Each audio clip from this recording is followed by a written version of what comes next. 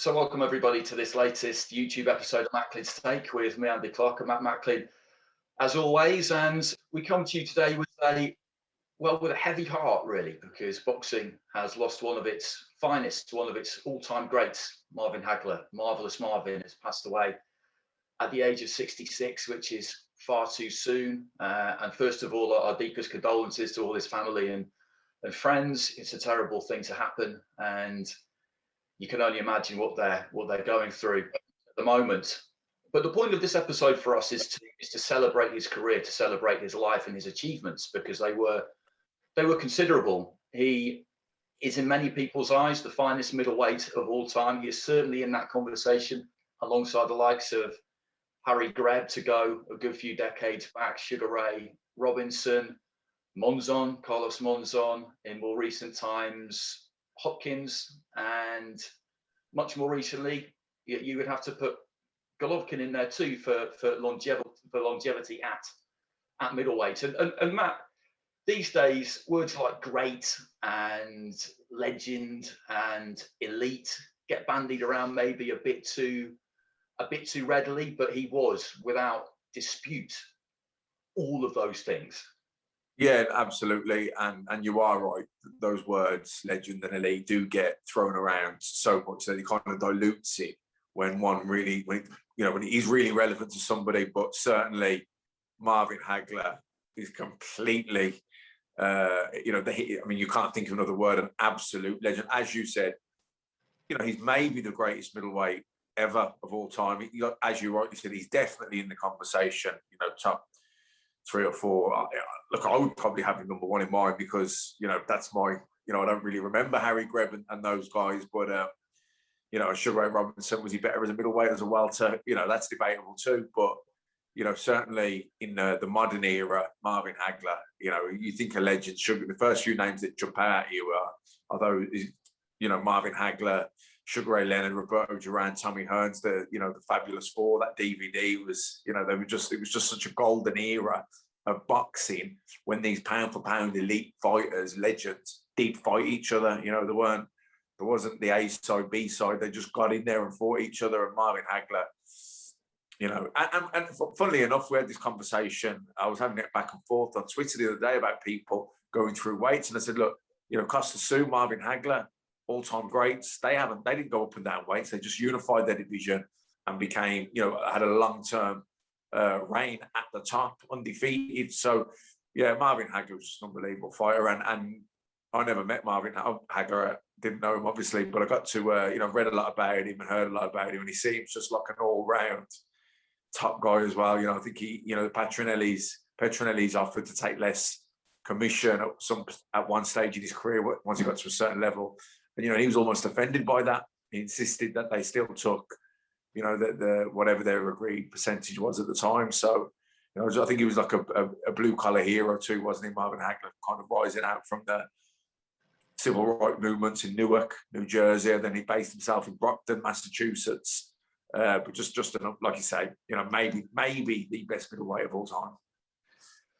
And I think you hit the nail on the head there. I think one of the things that you can pick out about Hagler and why he's such an amazing example to all fighters is because of the hard road that he took, basically, because he was a really good amateur. He was in an amateur competition with Sugar Ray Leonard and Howard Davis once, who both went on to become gold medalists in Montreal in 1976.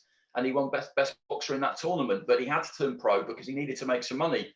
And the money was a hell of a long time in coming. And he really had to trust the process. You talk about self-belief, believing in yourself, keeping faith in the fact that you're doing things right and what you're doing is going to work. I mean, he had to have that in absolute abundance. He never lost faith in the Petronellis as well. They took him off to Philadelphia to get him hard fights.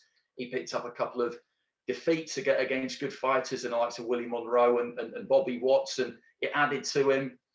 Nothing came easy for him, basically, did it? Even when he got his world title fight against Vito Antuofermo, that was very much the B-side to Leonard against Benitez, which was on the same bill. The money was nothing like the same. And then he was handed a draw. Most people felt that he won.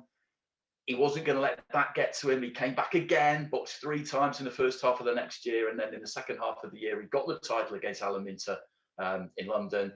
and defended from there, made 12 defences from there. And, you know, he came up with that classic line, didn't he, Matt? That all-time great line when you're trying to explain to people what hunger is. And everybody knows it. It's hard to get out of the bed and run at 4 o'clock in the morning when you're sleeping in silk pajamas. And so many fighters have fallen prey to that kind of condition, if you like, but never him. Never him. No, I mean, I think he said something, you know, someone running at 5 o'clock in the morning in the dark and the cold, there's nothing sort of physiologically beneficial to doing that as opposed to doing it at 8 o'clock in the morning when you had a better sleep. Of course, it's not. But I think the hardship of it, the solitude of it, and the mental toughness about getting up and doing it, the loneliness and hitting that road, I think he felt that psychologically.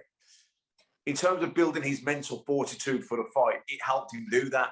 And I get that as well. You know, you go, you know, we talk about, you know, getting the eye of the tiger. You don't just sit down and visualize it. You know, you have to, it's the action that gives it you by facing those things, doing the things you don't want to do. You know, getting out of a warm bed when it's freezing cold at 4 a.m. or 5 or whatever, it's pitch black. And you're thinking, oh, I could have a couple of hours. I'll get up and do it at 7 or 8. But, you know, and there's no difference. The 3-mile run or whatever, there's no different physically. You could argue it'll be better when you've had better sleep, but mentally getting up and doing it, that gives you that inner, that can build that inner toughness, that inner fight, that grit, that eye, you know, the eye of the tiger, so to speak. But he was, it's funny when you're talking there about, you know, with the Petronellis taking it down to Philadelphia, getting those tough fights. So I think it would have been at the Blue Horizon, possibly on a Russell Pelt show. That was a tough era, man, where, you know, you had some great fights, great fighters fighting each other in legendary fights that have almost been forgotten about now, you know, years gone by. Not when you talk to the old timers of that era, they talk about it, the guys like Benny Briscoe and all these people, like, you know, I think Cyclone Hart and all those legends. But, you know, it's almost now in the modern era, you know, unless you're a student of the game, you would never even, a lot of these fighters around now wouldn't even have heard of these guys. But that was a tough upbringing.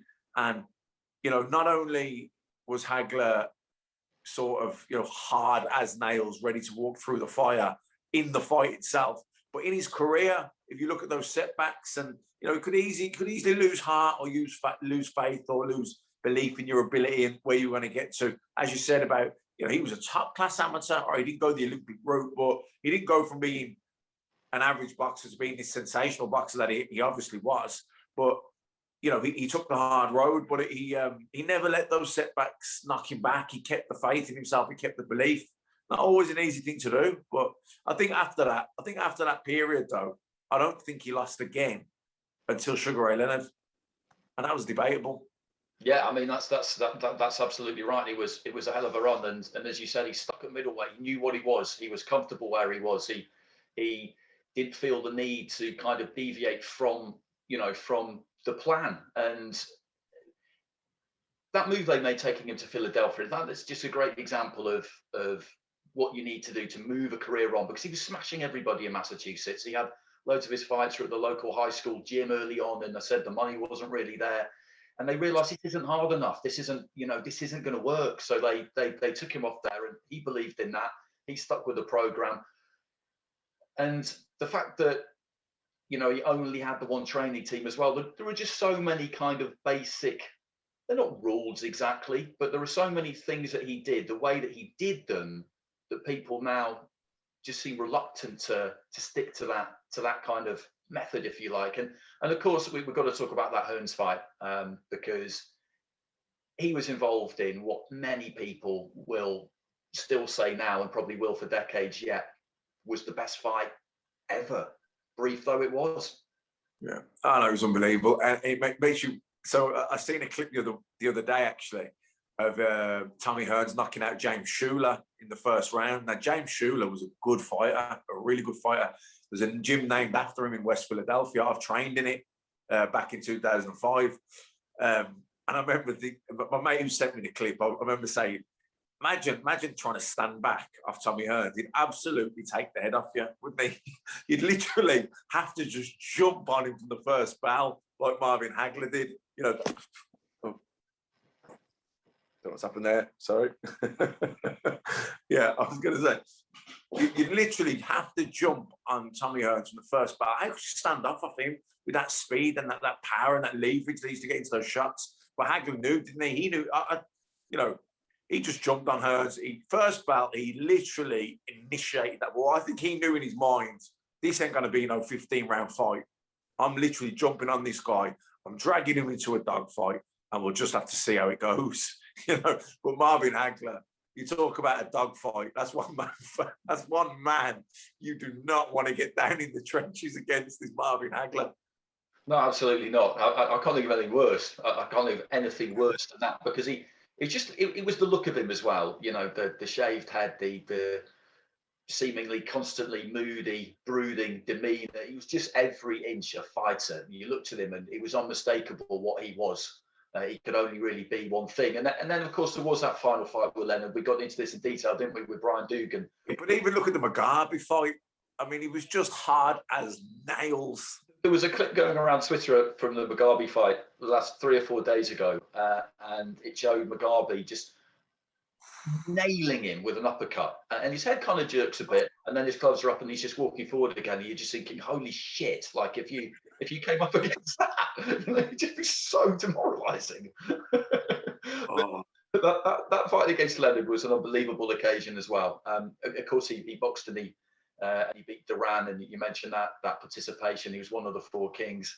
That fight against Leonard there just so much went into it, and I still can't quite believe that he left it there after that fight. I'm not saying he should have come back, because it was kind of great that he rode off into the sunset. He felt that he won. Plenty of people thought that he won. I think anyone who watched it would say it was really, really close. But he felt that his work was done. He didn't need to go. He didn't need to go back, and he went off to Italy and made a new life for himself. It's people don't often do it, do they? You don't often see people go out at the top, and despite the defeat, that was the very top. Oh, absolutely. I have a lot of admiration for people that do that, because you see people coming back. All the boxing is littered with people making comebacks, and once you're retired, it doesn't get better after into your 30s. Maybe nowadays, a bit of nutrition, looking after yourself, live the life. After 30 odd, it's not going to get better. You've been retired, you've been inactive for a couple of years. It's just not going to get better. It's not. So, it's but that doesn't mean you don't have the little niggling questions, the what ifs, But for Hagler to go out on that note and to not kind of want to come back and maybe wipe the slate clean, because he obviously felt he won the fight. It was so close, But and a lot of people felt he won that fight. Really, it's one of those debates, isn't it? It never gets old. But you have to have a lot of. I think Marvin Hagler stands among anyone. He's up there with the people that if he walked into. I know he's not. God rest him now. But if he'd have walked only last week, if he'd have walked into a room full of boxing legends, he's standing tall among any of them. Like, he's right up there.